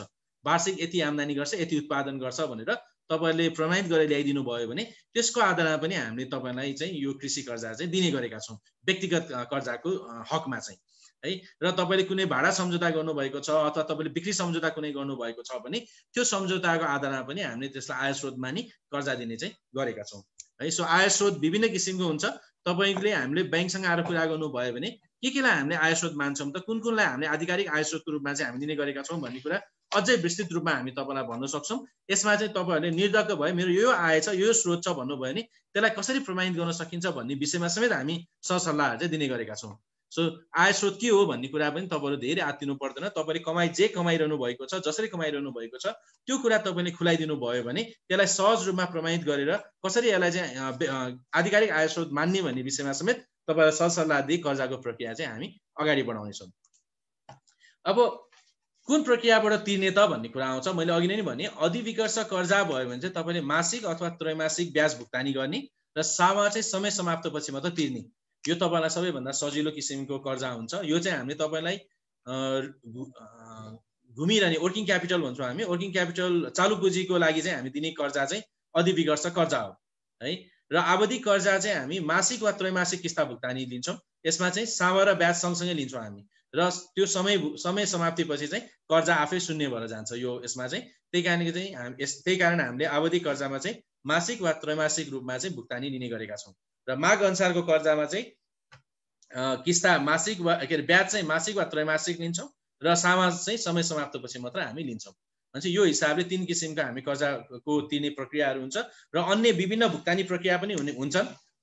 जस्तै अब कुनै बाली नाली लाउँदाखेरि चाहिँ 6-7 महिना 8 महिना लाग्ने र 6-7 महिना 8 महिनामा चाहिँ त्यसको कुनै आम्दानी नै नहुने भयो भने चाहिँ तपाईँको अन्य पनि कुनै व्यक्तिगत आम्दानीको स्रोतहरू छन् भने चाहिँ हामी के गर्न सक्छौँ भन्दाखेरि तपाईँको ब्याजहरू चाहिँ बिस्तारै लिँदै जाने र जुन बेला तपाईँको उत्पादन हुन्छ र सेल्स हुन्छ, बिक्री हुन्छ, त्यो बेलामा चाहिँ एकमुष्ट सबै सामाहरू चाहिँ लिने, त्यो हिसाबको पनि हामीले भुक्तानी प्रक्रिया चाहिँ बढाउन सक्छौँ। बेलुनिङ भन्छौँ हामी त्यसलाई हैन। बलुन जसरी हामी फुक्दै गरेर ठुलो बनाउँछौँ त्यसरी नै ठुलो बनाएर एकैचोटि हामी त्यसको प्रयोगमा पनि ल्याउन सक्छौँ। सो यो हिसाबको भुक्तानी प्रक्रियाहरू पनि हामीसँग छ। सो तपाईँले ब्याङ्कसँग आएर बुझ्नुभयो भने अझै यसलाई वृत्तान्त रूपमा चाहिँ तपाईँले बुझ्न सक्नुहुन्छ। अर्को चाहिँ अब कस्तो यो कृषि कर्जाको लागि नै भनेर चाहिँ ब्याङ्कले छुट्टै छुट्टै हाम्रो कर्जाको प्रोडक्टहरू बनाएका छौँ। त्यसमा चाहिँ अघि नै मैले भने बिना धितो लघु कर्जाको छुट्टै हाम्रो प्रोडक्ट पेपर छ, जुन चाहिँ साना तथा लघु ब्याङ्किङ विभागले हेर्ने गर्छ। 7 लाखसम्मको सहुलियत बिनाको कर्जा दिन्छौँ, जस अन्तर्गत जसमा आधार मानेर रहेर हामीले बिना धितो लघु कर्जा दिने गरेका छौँ। अर्को मुक्तिनाथ कृषि कर्जा भन्ने हाम्रो छुट्टै प्रोडक्ट रहेको छ, जसमा चाहिँ ग्राहकको आवश्यकता अनुसार हामी करोडौँ सानो एमाउन्टदेखि करोडौँ रुपियाँसम्म पनि हामी लगानी गर्न सक्छौँ। 1 लाखदेखि माथि जति पनि लगानी गर्न सक्ने चाहिँ मुक्तिनाथ कृषि कर्जा हो। जति पनि भन्नाले ब्याङ्कको हाम्रो क्यापिटल अनुसारको हामीले कर्जा चाहिँ दिन्छौँ मुक्तिनाथ कृषि कर्जामा। र सहुलियतपूर्ण कृषि कर्जा भनेको चाहिँ 10 करोडसम्मको हुन्छ, जसमा चाहिँ 5 करोडसम्ममा चाहिँ ब्याजमा 5% सहुलियत दिन्छौँ भने 5 करोडभन्दा माथिकोमा चाहिँ 2% सहुलियत दिन्छौँ। सो यो हिसाबको 3 किसिमको प्रोडक्ट चाहिँ हामीसँग छ, प्रोडक्ट पेपर छ। यसमै आधार रहेर हामीले चाहिँ कृषि कर्जा चाहिँ दिने गरेका छौँ मुक्तिनाथ विकास ब्याङ्कमा। अब ब्याज कति लाग्छ भन्ने कुरा हुन्छ। ब्याज चाहिँ हाम्रो आधार ब्याज दर छ। आधार ब्याज दरमा 0 देखि 5% थप गरेर हामी चाहिँ तपाईँहरूलाई यसमा ब्याज चाहिँ निर्धारण गर्छौँ। अब यो 0 कसलाई र 5 कसलाई भन्ने होला, जसमा बढी हामीलाई रिस्क देख्छौँ हामीले, जुन व्यवसायमा बढी रिस्क छ त्यो व्यवसायमा चाहिँ हामी बढी प्रिमियम हामी थप्छौँ भने, जुनमा चाहिँ रिस्क अलिक कम हुन्छ, जसमा चाहिँ आय एकदमै रेगुलर हुन्छ, त्यस्तोमा चाहिँ हामी कम प्रिमियम थपेर पनि कर्जा प्रवाह गर्ने गरेका छौँ। त्यो चाहिँ कर्जाको रकम, कर्जामा हुने रिस्क, कर्जा कति समयको लागि चाहिने, यो सबै कुरा हेरेर ब्याज दर चाहिँ तय गर्ने गरिन्छ। र सेवा शुल्कको हकमा सहुलियत कर्जा लिँदै हुनुहुन्छ भने यसमा हामी सेवा शुल्क लिँदैनौँ। र अन्य कृषि कर्जा लिँदै हुनुहुन्छ, सहुलियत बिनाको कृषि कर्जा लिँदै हुनुहुन्छ भने चाहिँ 1% मात्र हामी सेवा शुल्क चाहिँ लिन्छौँ। अब बिमा गर्नु पनि हुन्छ। बिमा चाहिँ बिमा कम्पनीको नियम अनुसार तपाईँले बिमा कम्पनीको नियम अनुसार जति उहाँहरूले भन्नुहुन्छ त्यो अनुसारको चाहिँ तिर्नुपर्ने हुन्छ। र अन्य शुल्क चाहिँ ब्याङ्कको नियम अनुसार, यसमा चाहिँ अब तपाईँको अग्रिम भुक्तानी शुल्क होला होइन, अन्य अरू शुल्कहरू होला, त्यस्तो चाहिँ ब्याङ्कको नियम अनुसार चाहिँ हामी लिने गरेका छौँ है। त्यसो अब कहाँ सम्पर्क गर्ने त भन्ने अर्को प्रश्न रेगुलरली आउँछ हामीलाई भेट्दाखेरि। कहाँ सम्पर्क गर्ने त कर्जाको लागि भन्दाखेरि चाहिँ 20 लाखसम्मको कर्जाको लागि चाहिँ साना तथा लघु ब्याङ्किङ डेस्कमा सम्पर्क गर्ने होइन। 20 लाखभन्दा बढीको लागि चाहिँ शाखा प्रबन्धकसँग सम्पर्क गर्ने होइन, किनभने 20 लाखभन्दा कम कर्जाको लागि चाहिँ हामी त्यही अनुसारको उहाँहरूलाई एक्सपर्टाइज बनाएको छौँ। उहाँहरूले तपाईँको घरमै आएर पनि सेवा सुविधा दिनुहुन्छ होइन। त्यो हिसाबले 20 लाखसम्मको लागि चाहिँ साना तथा लघु ब्याङ्किङ डेस्कमा सम्पर्क गर्ने। 20 लाखभन्दा माथि कर्जाको लागि चाहिँ शाखा प्रबन्धकसँग तपाईँले सम्पर्क गर्ने। अब शाखा कार्यालयको सम्पूर्ण जानकारी चाहिँ हाम्रो वेबसाइटमा राखिएको छ, www.muktinathbank.com.np मा जानुभयो भने त्यसमा चाहिँ कहाँ शाखा कार्यालय छ भन्ने कुरा विस्तृत रूपमा नक्सा सहितको तपाईँले विवरण पाउनुहुन्छ, र जसको कारणले तपाईँले ठिक्क कहाँ ब्रान्च कहाँ छ भनेर ठ्याक्कै हेर्न पाउनुहुन्छ। सो यो हिसाबले कहाँ सम्पर्क गर्ने भन्ने कुरा पनि मैले तपाईँलाई भने। र समग्रमा भन्नुपर्दा हेर्नुहोस्, यति थोरै स्टेपमा तपाईँले कृषि कर्जा पाउनुहुन्छ मुक्तिनाथ विकास ब्याङ्कमा। सबभन्दा पहिला कर्जा आवेदन दिने सम्पूर्ण कागजात सहित तपाईँले कर्जा प्रयोजन खुलाएर सम्पूर्ण कागजात सहित तपाईँले हामीलाई आवेदन दिइसकेपछि हामी तपाईँको स्थलगत निरीक्षण गर्छौँ। स्थलगत निरीक्षण गर्ने बित्तिकै कर्जा दिन सकिने नसकिने हामी तपाईँलाई भन्छौँ। सकिने रहेछ भने आन्तरिक प्रक्रियामा जान्छौँ हामी। आन्तरिक प्रक्रियामा चाहिँ हाम्रो ब्याङ्कको डिफ्रेन्ट प्रमुखहरूबाट हामीले अप्रुभल लिनुपर्ने हुन्छ कर्जाको रकम अनुसारको। सो त्यो हामी स्वीकृतिहरू लिन्छौँ र कर्जा स्वीकृति लिइसकेपछि तपाईँलाई हामी कर्जा स्वीकृतिको पत्र दिन्छौँ। र कर्जा स्वीकृतिको पत्र पाएर तपाईँले चाहिँ ल हुन्छ म कर्जा लिन्छु भन्नु भइसकेपछि हामी चाहिँ त्यसपछि त्यसमा लिगल डकुमेन्टहरू सहीसाबहरू गर्छौँ, कर्जा तम्सुकहरू बनाउँछौँ, कर्जा तम्सुक जमानीको पत्रहरू बनाउँछौँ। त्यो सबै कुराहरू भइसकेपछि तपाईँको खातामा कर्जा निकासा गरिदिन्छौँ र तपाईँले अघि नै भने जस्तो भुक्तानीको जुन प्रक्रियाहरू छ त्यो अनुसार हामीलाई तिर्दै जानुहुन्छ। भने चाहिँ कर्जा प्रक्रिया यो जस्तो सरल र सहज तपाईँले कहीँ पनि भेट्नुहुन्न होला। एकदम सरल र सहज प्रक्रिया छ, त्यति गाह्रो छैन। सो मुक्तिनाथ विकास ब्याङ्कमै तपाईँले चाहिँ कर्जा लिँदा सरल र सहज छ। अब मुक्तिनाथ विकास ब्याङ्कमा किन कृषि कर्जा लिने भन्दाखेरि मैले पहिले भने तपाईँले सबै सुन्नुभयो होला, एकदम सरल र सहज कर्जा प्रक्रिया छ, त्यही कारण मुक्तिनाथ विकास ब्याङ्कमा कर्जा लिने। अर्को कर्जाको लागि भनेर छुट्टै विभाग पनि छ, जसको कारणले गर्दाखेरि तपाईँलाई त्यो कृषिसँग रिलेटेड कुनै परामर्श चाह्यो भने पनि हामी तपाईँलाई दिन सक्छौँ, कसरी के गर्न सकिन्छ भनेर। र अर्को मुख्य कुरा हाम्रो आफ्नै कृषि कम्पनी पनि छ, जसले चाहिँ कृषि औजार, कृषि सामग्री, कृषि परामर्श, पोस्ट हार्भेस्ट सेवाहरू पनि तपाईँलाई एकै ठाउँमा दिन्छ। भनेपछि तपाईँले मुक्तिनाथ विकास ब्याङ्कसँग जोडिनु भयो भने कृषिसँग सम्बन्धित सम्पूर्ण सेवा एकै ठाउँमा पाउनुहुन्छ। र अर्को कुरा, हामीसँग साना तथा लघु वित्तमा आबद्ध कृषकहरूको लागि चाहिँ मोबाइल पासबुकको व्यवस्था गरेका छौँ हामीले, जुन चाहिँ मोबाइलमा तपाईँहरूले डिजिटल्ली चाहिँ आफ्नो खातामा कति पैसा छ, किस्ता कहिले तिर्ने हो, मैले आजसम्म कति किस्ता तिरिसकेँ, अब मेरो किस्ता तिर्ने दिन कहिले हो जस्ता अरू विभिन्न विवरणहरू चाहिँ मोबाइल पासबुकको मा चाहिँ तपाईँले पाउनुहुन्छ। जुन चाहिँ तपाईँको मोबाइलमा नेपाली भाषामा चाहिँ हामीले बनाएको छौँ। सरल छ, एकदम सरल छ, प्रयोग गर्नु पनि एकदम सजिलो छ। हाम्रो स्टाफले एकचोटि सिकाइसकेपछि तपाईँहरूले मजाले त्यसलाई प्रयोग गर्न सक्नुहुन्छ। यो हिसाबले चाहिँ हामीले मोबाइल पासबुकको व्यवस्था गरेका छौँ भने अर्को जसलाई चाहिँ मोबाइल राम्रोसँग चलाउन आउँछ, जसले चाहिँ टेक्नोलोजी अलिकति बुझेको छ, उहाँहरूको चाहिँ मोबाइल ब्याङ्किङको छुट्टै व्यवस्था पनि गरेका छौँ हामीले। भनेपछि डिजिटलमा पनि हामीले किसानहरूलाई जुन सहज हुन्छ उहाँहरूको यो क्षमता अनुसारको मोबाइल पासबुक र मोबाइल ब्याङ्किङको व्यवस्था गरेका छौँ हैन। सो मोबाइल पासबुक चाहिँ हामी बेसिकली 20 लाखभन्दा कम कर्जा लिने जुन कृषकहरू हुनुहुन्छ उहाँहरूलाई अलिकति आफ्नो व्यवसायमा बढी ध्यान दिने, उहाँहरूको पढाइ लेखाइ पनि धेरै नहुने, मोबाइल सामान्य चलाउन आउने हुन्छ। सो त्यो कारणले गर्दाखेरि उहाँहरूलाई सजिलो होस् भनेर नेपाली भाषामै बनाइएको मोबाइल पासबुकको व्यवस्था गरेका छौँ भने हामी जसले चाहिँ टेक्नोलोजी अलिकति बुझेको छ उहाँहरूलाई मोबाइल ब्याङ्किङको व्यवस्था गरेका छौँ। र अब हामी छिट्टै नै सायद R&Dसँग मिलेर सुन्दाजीहरूसँग मिलेर किसान कार्डको पनि हामी व्यवस्था गर्दैछौँ, जसको लागि हामी पाइलट प्रोजेक्टहरूको लागि तयारी गर्दैछौँ। यदि हामी त्यो पाइलट प्रोजेक्ट सफल भयो भने सम्पूर्ण कृषकहरूलाई मा चाहिँ हामी किसान क्रेडिट कार्ड पनि हामी पुर्याउँछौँ। सो यो हिसाबले कृषि कर्जा ब्याङ्क मुक्तिनाथबाट लिँदाखेरि के कस्तो प्रक्रिया छ, कसरी सहज छ भन्ने कुरा मैले बुझाएँ होला। तपाईँको कुनै जिज्ञासा र सुझाव छ भने तपाईँले सिधै मलाई सम्पर्क गर्न सक्नुहुन्छ। मेरो मोबाइल नम्बर यहीँ राखिएको छ स्क्रिनमा, 9803206661 9803206661। यो चाहिँ मेरो मोबाइल नम्बर हो। तपाईँले कुनै पनि बेला फोन गरेर चाहिँ मलाई सम्पर्क गर्न सक्नुहुन्छ अथवा नजिकको कुनै पनि शाखामा गएर तपाईँले कृषि कर्जाको बारेमा अझै धेरै बुझ्न सक्नुहुन्छ। धन्यवाद। कसैलाई केही जिज्ञासा सुझाव छ? धन्यवाद, धेरै धन्यवाद विनयजी, यति स्पष्टसँग बताइदिनु भयो कि होइन। कसैले यो स्लाइड मात्र हेर्दा यो कसैले चाहिँ यो पढ्न मात्र पाउँदा तपाईँको स्वर हुँदा पनि क्वेसन नहुने नै लगभग सम्भावना छ। तर पनि यहाँ 2-3टा क्वेसनहरू चाहिँ अहिले आइसकेको छ होइन। सबभन्दा फर्स्ट विनोद थापाजीले सोध्नु भएको छ, चिकन सपले पाउने कि नपाउने है? सुन्नु भएको छ विनय सर मेरो?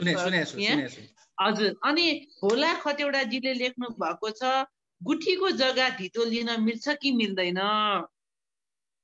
है? यो अर्को एउटा लिज फाइनेन्सिङ पनि निकै कुरा आउँछ। यही बिचमा लिज फाइनेन्सिङको पनि कुरा एक्सप्लेन गरिदिनु भयो हुन्छ। सानो सानोलाई यो काठमाडौँ वरिपरि वा सहर वरिपरि पोखरा यो चितवन वरिपरि लिजको जग्गा निकै छ। यो विषयमा पनि अलिकति मुक्तिनाथ विकास ब्याङ्कमा के छ भनिदिनु होला। त्यसपछि एकजना शमशेर श्रेष्ठजीले प्रश्न भन्नु त म्याम, फेरि के भन्नुभयो? भोला खटिवडाजीले गुठीको जग्गा लिजको जग्गामा लाई के छ प्रावधान, लिजको जग्गामा खेतीपाती गर्नलाई के छ प्रावधान भन्ने कुरा पनि गर्नु पर्यो। अनि एउटा चाहिँ शमशेर श्रेष्ठजीले लेख्नु भएको छ, यो सिन्धुलीको सुनकोशी गाउँपालिकामा पनि स्थापना गर्नु पर्यो, के गर्ने भन्नु भएको छ। यो ब्रान्चको हेर्नुहोस् कति मन परेछ तपाईँलाई। यो 2-3टा कुरालाई अगाडि बढाउन फर्स्ट हामी। हजुर हस्, धन्यवाद। हाम्रो पहिलो प्रश्न हाम्रो कसले गर्नुभएको? विनोदजीले है? हजुर, विनोद थापाजी। विनोदजी, हाम्रो चिकन सपले कर्जा पाउने कि नपाउने भन्ने विषयमा प्रश्न गर्नु भएको रहेछ। हामी चिकन सपलाई पनि कर्जा दिन्छौँ। यसमा सहुलियतपूर्ण कर्जा चाहिँ तपाईँले पाउनुहुन्न, किनभने यसमा राष्ट्र ब्याङ्कको निर्देशनमा चाहिँ सहुलियतको कुरामा चाहिँ चिकन सपलाई राखिएको छैन। उत्पादन प्रशोधनलाई चाहिँ राखिन्छ, बिक्री वितरणलाई चाहिँ यसमा राखिएको छैन। त्यही कारण सहुलियतपूर्ण कर्जा चाहिँ तपाईँले पाउनुहुन्न। तर तपाईँले हामीसँग आउनु भने चिकन सपलाई सजिलै हामी कर्जा दिन्छौँ। 7 लाखसम्म बिना धितो पनि दिन्छौँ। अघि नै भनिसक्यौँ हामीले 7 लाखभन्दा माथिको चाहिँ धितो सहितको हामी कर्जा दिन्छौँ। त्यसपछि अर्को हाम्रो सेकेन्ड क्वेसन कसबाट थियो अरे म्याम? भोला खटिवडा। भोलाजी, हामी गुठीको जग्गा पनि धितो लिन्छौँ। अब गुठीको जग्गा चाहिँ तपाईँको रैतानी गरेर आएको 2 वर्ष 35 दिन काटेको हुनुपर्छ। रैतानी गरेर आइसकेको 2 वर्ष 35 दिन काटेको छ भने गुठीको जग्गा राखेर पनि हामी कर्जा चाहिँ दिन्छौँ। त अब गुठीको जग्गामा पनि 2-3वटा गुठीहरू छन्, जस्तै त्रिशुल गुठी छ, पशुपति गुठीहरू छ। त्यस्तो गुठीहरूमा चाहिँ अलिकति हामी त्यसमा चाहिँ अलि विशेष ध्यान दिन्छौँ हामी त्यो गुठीको जग्गाहरू दिनलाई। त्यो बाहेकको अरू गुठीहरू हो भने चाहिँ हामी रैतानी गरेर आएको 2 वर्ष नआएको छ भने चाहिँ हामी त्यस्तो गुठीको जग्गामा पनि कर्जा दिने गर्छौँ।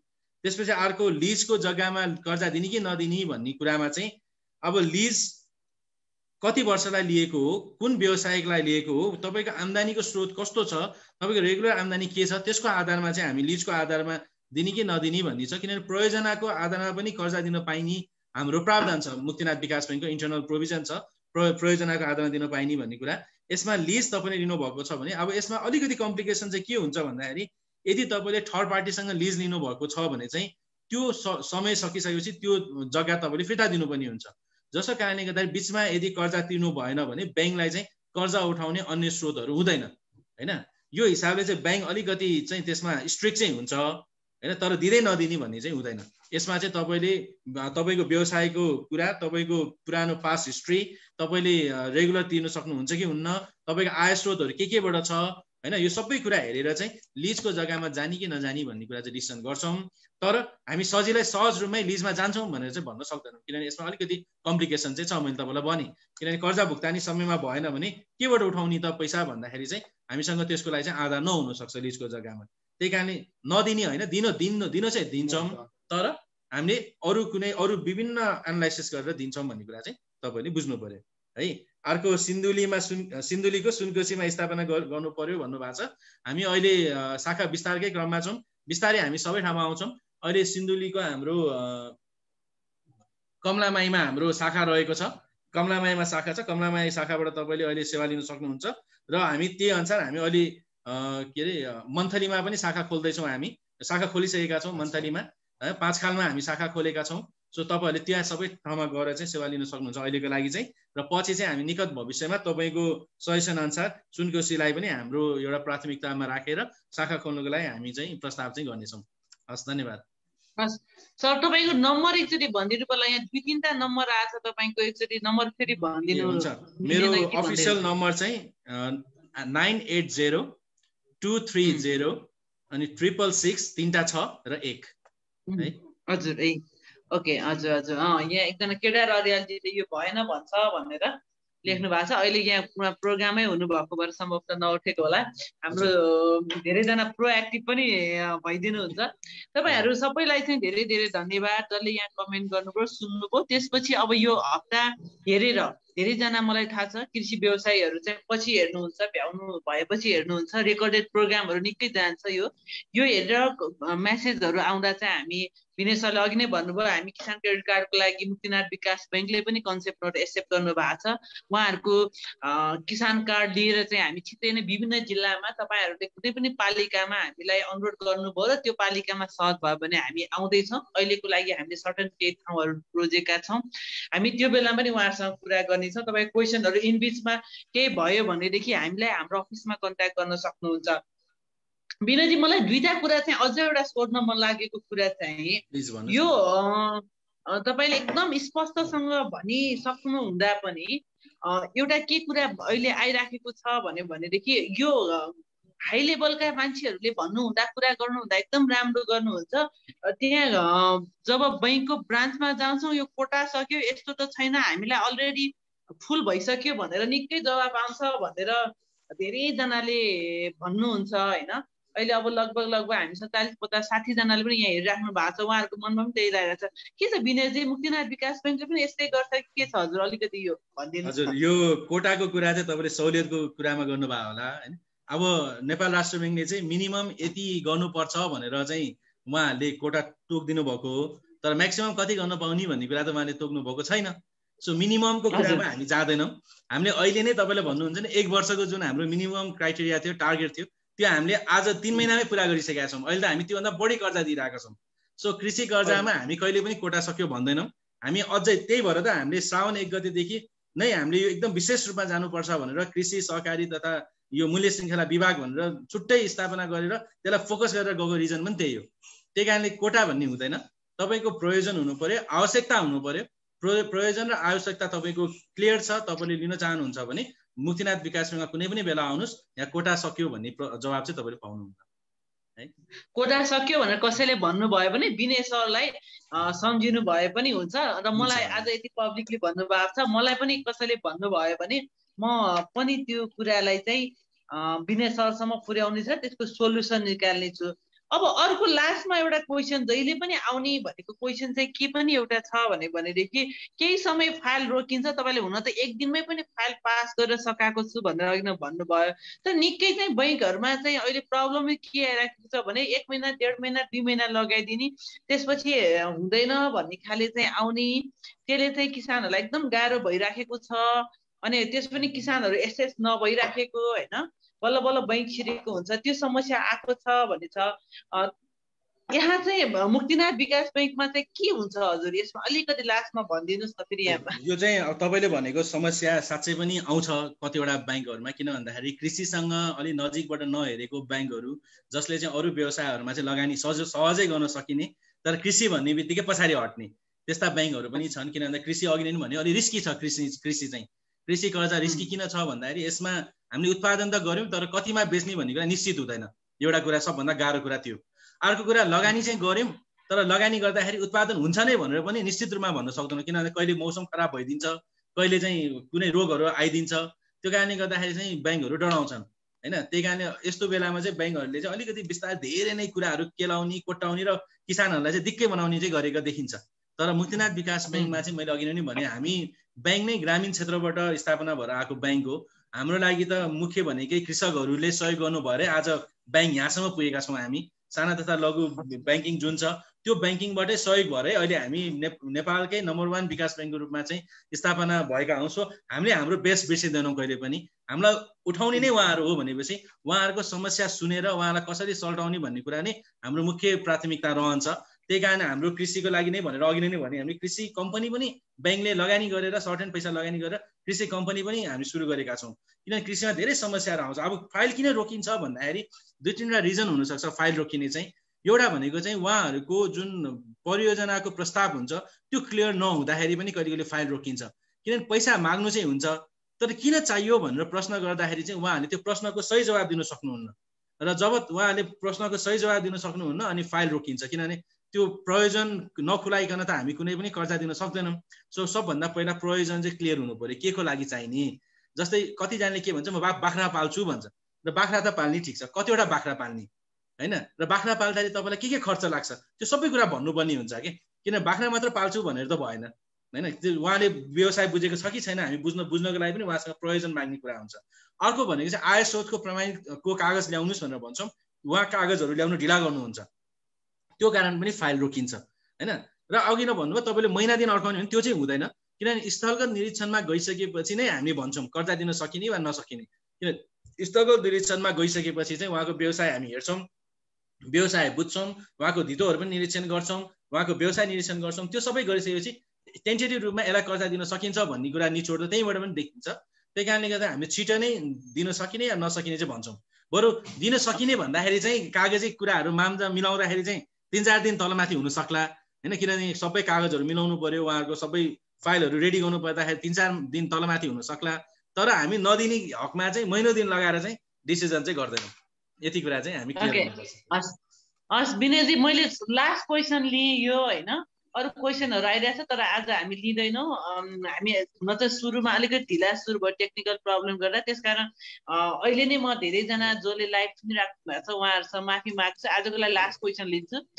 दीपक रायजीले लेख्नु भएको छ, सर म धेरै ब्याङ्क जाएँ तर त्यहाँ किसानको भ्यालु पाइनँ।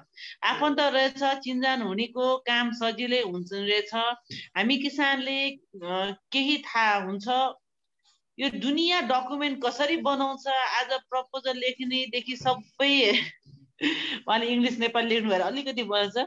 यो उहाँको कुरा चाहिँ सम्बोधन गरिदिनु भनेको चाहिँ प्रपोजल कति के कसरी लेख्ने भन्ने कुरा चाहिँ उहाँले सम्बोधन गरिदिनु पर्यो भनेर भन्नुभएको छ। आजको लागि यो लास्ट क्वेसन गर्ले यो पछि क्वेसन गर्नुहुन्छ। मैले भने विनयजीको नम्बर पनि छ, यो कुरालाई विनयजीसँग डाइरेक्ट वा म पछि चाहिँ मेसेजमा सम्बोधन गर्नेछु। हजुर विनय सर। धन्यवाद। अब यो प्रयोजन कसरी खुलाउने भन्ने कुरा चाहिँ एउटा सजिलो छ। जस्तै मैले अघि नै भने जसले खेती गर्दै हुनुहुन्छ उहाँलाई चाहिँ खेती गर्दाखेरि कसरी गर्नुपर्छ, त्यो प्रोसेस के हुन्छ, कति मल राख्नुपर्छ, कति चाहिँ रसायन मल राख्नुपर्छ, कति बिउ रोप्नुपर्छ त्यो एरियामा, हरेक कुरा थाहा हुन्छ।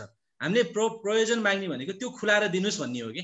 सो तपाईँले 1 रोपनी जग्गामा खेती गर्दै हुनुहुन्छ भने 1 रोपनी जग्गामा चाहिँ मैले यति बिउ लगाउन सक्छु, त्यो बिउको यति रुपियाँ पर्छ होइन। र त्यसलाई चाहिँ मैले ठुलो बनाउनको लागि यति मल प्रयोग गर्नुपर्छ यो इन्टरभलमा, अथवा यति दिनको फरकमा चाहिँ मैले यति मल प्रयोग गर्नुपर्छ, त्यो पनि उहाँलाई थाहा हुन्छ। त्यो कुरा उहाँले कागजमा लेखेर दिने हो र त्यो मलको यति रुपियाँ पर्छ होइन। र अब त्यसपछि त्यो सबै उत्पादन गर्ने बेलामा त्यहाँ अरू मौसमले असर नगरोस् भनेर कहिले कहिले प्लास्टिकहरू छोप्नुपर्ने हुन्छ। सो प्लास्टिक छोप्नु पर्दाखेरि यति रुपियाँ खर्च लाग्छ। तपाईले त्यसरी आफ्नो प्रयोजन खुलाएर एउटा कागजमा रेडी गर्ने हो। संक्षिप्त भनेको चाहिँ संक्षिप्तमा तपाईले गर्दाखेरि लाग्ने खर्चहरूको विवरण स्टेप बाई स्टेप बनाउने र त्यसको डिटेलमा लेखेर चाहिँ यति खर्च लाग्छ भनेर तपाईले खुलाउने, एउटा कुरा भयो। अनि त्यो खर्च मध्ये तपाईलाई कति कर्जा चाहिएको हो त त्यो कुरा खुलाएर लेख्ने, एउटा कुरा त्यो भयो। अर्को कुरा चाहिँ तपाईले उत्पादन गर्नुभयो, तपाईले उत्पादन गर्नुभएको कुरा लगेर कहाँ बेच्ने हो त त्यो कुरा त्यो कागजमा लेखिदिनु पर्यो। किन नजिकको बजारमा लगेर बेच्ने हो अथवा कुनै एउटा संस्थामा तपाईले डाइरेक्ट बेच्नुहुन्छ हैन, उपभोक्ताहरू कसैलाई दिनुहुन्छ, के गर्नुहुन्छ त्यो कुरा पनि तपाईले त्यहाँनिर कागजमा लेख्ने हो। सो संक्षिप्त भनेको चाहिँ तपाईको कृषि व्यवसायमा के कहाँ खर्च हुन्छ र खर्च भएको कुरा उत्पादन भइसकेपछि तपाईले गर्नुभएको जुन कुरा छ त्यसको उत्पादन भइसकेपछि कहाँ लगेर बेच्ने हो र बेचेको कुरा तपाईले नगदमै बेच्नुहुन्छ अथवा तपाईले ऋणमा क्रेडिटमा बेच्नुहुन्छ त्यो कुरा खुलाउने, त्यो कुरा खुलाएर दिने हो हैन। अब यो पनि लेख्न तपाईलाई गाह्रो भयो भने चाहिँ तपाईले हाम्रो अघि नै भने मुक्तिनाथ कृषि कम्पनी छ, मुक्तिनाथ कृषि कम्पनीमा चाहिँ हामी 20औं वर्षदेखि कृषिमै कार्यरत रहेका व्यक्तिहरू हुनुहुन्छ। हाम्रो इकोनोमिक्स एग्रिकल्चर इकोनोमिक्समा कार्यरत गरेको व्यक्तिहरू पनि हुनुहुन्छ, पढेका व्यक्तिहरू हुनुहुन्छ। उहाँहरूले तपाईलाई उचित सल्लाह सुझाव पनि दिन्छ यसरी बनाउँदा ठिक हुन्छ भनेर। अर तपाईलाई बनाउन सक्नु भएन भने उहाँहरू आफै पनि एकदमै न्यून शुल्कमा तपाईहरुलाई विस्तृत प्रयोजना बनाउन पनि तपाईलाई सहयोग चाहिँ गर्छ मुक्तिनाथ कृषि कम्पनीले। सो यो हिसाबले तपाईले सकेसम्म आफै बनाउनुस् भन्छौँ हामी चाहिँ, किनभने तपाईको व्यवसायको बारेमा तपाईले बाहेक अरू कसले बुझ्छ होला र हैन। सो तपाईले नै आफै बनाउनु भयो भने त्यो एकदमै बेस्ट भयो हैन। तपाईलाई चाहिँ लेखिपढी गर्न अलि गाह्रो लाग्यो कसरी बनाउने भन्ने तपाईलाई कन्फ्युजन भयो भने चाहिँ तपाईहरुले चाहिँ विभिन्न संस्थाहरू हुन्छ, अडिट कम्पनीहरू हुन्छ, सीए कन्सल्टिङ फर्महरू हुन्छ हैन, अथवा मुक्तिनाथ कृषि कम्पनी पनि छ, त्यो कम्पनीहरुमा आउनु भयो भने चाहिँ तपाईलाई कसरी बनाउनु पर्छ भन्ने कुरा सल्लाह पनि दिन्छ र डकुमेन्ट बनाएर पनि तपाईलाई दिन्छ है। सो अहिलेको लागि चाहिँ हामी मुक्तिनाथ विकास बैंकले हामीले आफै लगानी गरेको कृषि कम्पनी छ। तपाईलाई कुनै सल्लाह सुझाव चाहियो भने कृषि कम्पनीसँग जोडिन सक्नुहुन्छ तपाईले त्यो प्रयोजना बनाउनको लागि चाहिँ। हस्, धन्यवाद। हस्, विनय सरले पनि कमिटमेन्ट गर्नु भएको छ हैन, उहाँले साँच्चीकै सहयोग गर्नुहुन्छ, हामी पनि तपाईलाई सहयोग गर्न तयार छौँ। हाम्रो सुजनाजी अहिले जहिले पनि तपाईले खोज्नु भएको बेला सुजनाजीको टिम उपलब्ध हुन्छ हैन। सुजना श्रेष्ठजी पहिले यहाँ कार्यक्रम पनि चलाउनुहुन्थ्यो, उहाँसँग पनि तपाईहरु आउनुभयो र हाम्रो अफिस चाहिँ ठ्याक्क बानेश्वर चोकमा छ, एभरेस्ट होटल सँगै। त्यहाँ पनि तपाईहरुले चाहिँ यसको बारेमा जानकारी सहयोग लिन सक्नुहुन्छ। हेर्नु सबै कुरा आफैले जानिँदैन सबै कुराहरू, तर तपाईले म किसान हुँ त्यसकारण मैले केही पनि जानिनँ, मैले जान्दिनँ भनेर बस्न पाउनुहुन्न। तपाईले लगानी गर्नुभएको हो, तपाईले चाहिँ बिजनेस गर्न खोज्नु भएको, तपाईले सिक्नुपर्छ, जान्नुपर्छ। सबैजनाले सबै कुरा जानेको हुँदैन हैन। त्यो कुरा जान्दै सिक्दै गर्नु र भने भोलि तपाईले प्रगति गर्दै जाने बेलामा तपाईँ मान्छे बन्दै जाँदा तपाईलाई सबै कुरा चाहिँ तपाईले आफैले गर्छु भनेर मात्र त भएन। त्यसको लागि चाहिँ कन्सल्टेन्ट हायर गर्नु पर्यो, केही मान्छेहरू हायर गर्नु पर्यो, त्यो अनुसार तपाईले सेवा गर्नुपर्ने हुन्छ। यी सबै कुराहरू अगाडि बढ्दै जाने हो। सुरुमा तपाईले फर्स्ट टाइम तपाईँ चाहिँ जान चाहनुहुन्छ भनेदेखि चाहिँ किसान क्रेडिट कार्ड छँदैछ, तपाईलाई केही पनि थाहा छैन, तर मलाई 3 लाख रुपियाँले अहिले मेरो खाँचो चल्छ, म काम सुरु गर्छु भने त्यसपछिको पासमा चाहिँ मुक्तिनाथ विकास बैंक जस्तो सजिलो बैंक छ जहाँ तपाईले आफै गएर पनि, उहाँले आफै हुन्छ जनता बैंकमा हैन, बैंक जनतामा जानुपर्छ भन्छ। तपाईले खोजेको छु भनेर उहाँकोमा फिलिङ पुग्नु पर्यो, कुरा पुग्नु पर्यो, बैंक आफै तपाईकोमा पनि आउँछ हैन। त्यति आउने बैंक हुँदा हुँदै अब कृषिमा हामीले चाहिँ यो हुँदैन, हावामा जे गर्दा पनि हुँदैन, यस्तो गर्दा पनि हुँदैन भनेर हजुरहरूले सोचेर बस्नु भयो भनेदेखि त फेरि सधैँ नहुने नै हुन्छ। हाम्रो एउटा पुरानो चलन छ नि भन्ने, भगवानले पनि सधैँ तपाईले चाहिँ यो भएन त्यो भएन भन्ने मान्छेलाई छोड्छ अरे, अनि जसले अलिकति भइरहेछ भनेर उसलाई दिन्छ अरे, किनभने उसलाई पनि छैन, भएको छैन, हुँदैन भन्दा सुन्दा चाहिँ दिक्क लाग्छ अरे। केही समय लाग्ला तर त्यो हुन्छ भन्ने पोजिटिभ आशाको साथ अगाडि बढ्नु होला। विनय सर र हाम्रो गणेश सरलाई धेरै धेरै धन्यवाद। विनय सर स्पेसली धेरै कुराको लागि धन्यवाद। एउटा एकदम स्पष्टसँग बुझाइदिनु भएकोमा धन्यवाद। अर्को एकदम लामो समयदेखि यो क्षेत्रमा काम गरिराख्नु भएकोमा धन्यवाद। र थर्डमा भनेको चाहिँ जहाँबाट जे हुँदा पनि हामी काम गर्न सक्छौँ भनेर सकारात्मक पक्ष देखाइदिनु भएकोमा धन्यवाद। अब तपाईहरुलाई मैले जहिले पनि भनिराखेको एउटा कुरा, बैंकको पैसा भनेको हाम्रो आफ्नै पैसा हो, पब्लिक मनी हो। उहाँहरूले धेरै सोच्नुहुन्छ, उहाँहरूको त्यो काम पनि हो। हामीले पनि त्यसरी नै बैंकले यति धेरै सोध्छ यति धेरै किचकिच गर्छ भन्ने तपाईँलाई लाग्छ भने हामी पनि हाम्रो बिजनेसमा त्यति धेरै सोचेर त्यति धेरै किचकिच गरेर एकचोटि हेरौँ न, त्यसपछि बैङ्कले जसरी नाफा कमाएर हाम्रो बिजनेसमा पनि हामी नाफा कमाउन सक्छौँ। सो आजलाई यति भन्दै विनेश सरलाई धन्यवाद, गणेश सरलाई पनि धेरै धन्यवाद, साथै फेसबुक लाइभमा हेर्नु भएको सबैजना धन्यवाद। तपाईँहरूको केही कमेन्ट छ केही कुराहरू छ भने त्यही कृषक र प्रविधि पेजमा तपाईँले कमेन्ट छोडिदिन सक्नुहुन्छ। हस् यति भन्दै बिदा हुन्छु। हस् विनेश सर धेरै धेरै धन्यवाद। धन्यवाद सबैजनालाई, सबैजनालाई धन्यवाद। विजय सर धन्यवाद।